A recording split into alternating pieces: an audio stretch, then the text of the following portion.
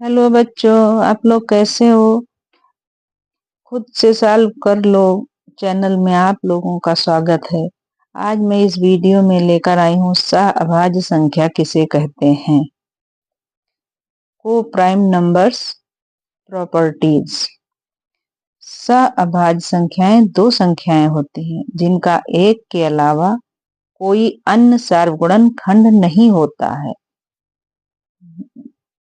सहअभाज्य संख्याएं हमेशा अभाज्य संख्याएं नहीं होती हैं, वो भाज्य भी होती हैं और अभाज्य भी।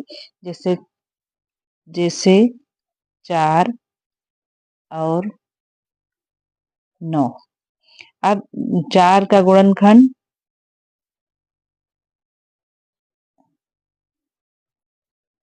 2 नहीं, हाँ, और इसका 1 वे 3 वे 3। अब इसका ये दोनों संख्याएं सहभाज्य संख्याएं क्योंकि एक के अलावा दूसरा गुणनखंड इनसे नहीं मिल रहा है। तो सहभाज्य संख्याओं में कोई जरूरी नहीं है कि अभाज्य संख्याएं ही हों, भाज्य भी सम्मिलित होती हैं। प्रत्येक संख्या एक के साथ सहभाज्य है।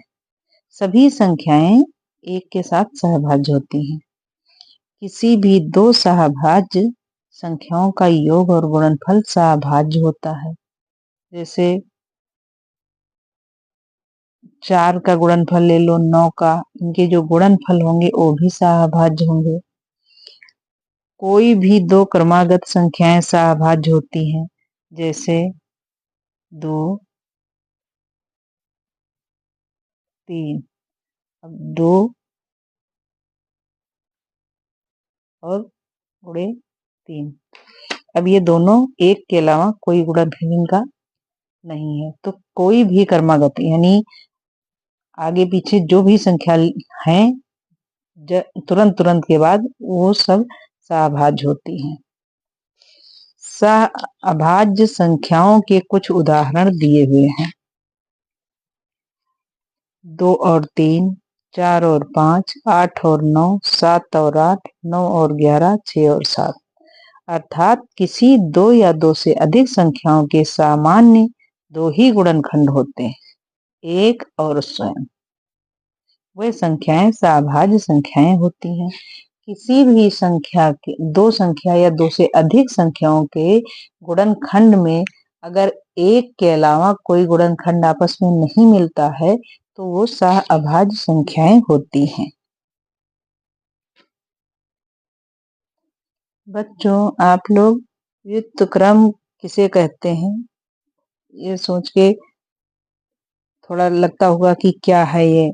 व्युत्क्रम का दूसरा नाम होता है प्रतिलोम। ये देखो मैंने यहाँ लिख दिया है।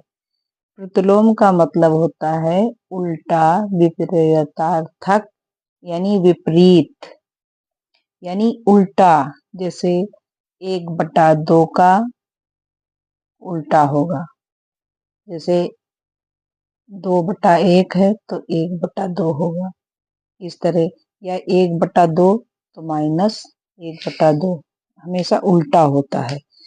व्युत्क्रम का मतलब है कि किसी संख्या का उल्टा या विपरीत। गणित में किसी संख्या का व्युत्क्रम वो संख्या होती है जिसे उस संख्या से एक को भाग देने पर मिलता है। शून्य का योज्य व्युत्क्रम शून्य ही होता है। किसी संख्या का व्युत्क्रम 1/x के रूप में लिखा जाता है। व्युत्क्रम को प्रतिलोम भी कहा जाता है। बहुत आसान और साधारण रूप से हमने इसको समझाने की कोशिश की आप लोगों को। आप लोग समझे कि नहीं, आप लोग कमेंट में जरूर लिखिए और चैनल को सब्सक्राइब करिए, लाइक करिए। तब तक के लिए विदा लेती हूँ, फिर मिलती हूँ अगले वीडियो में।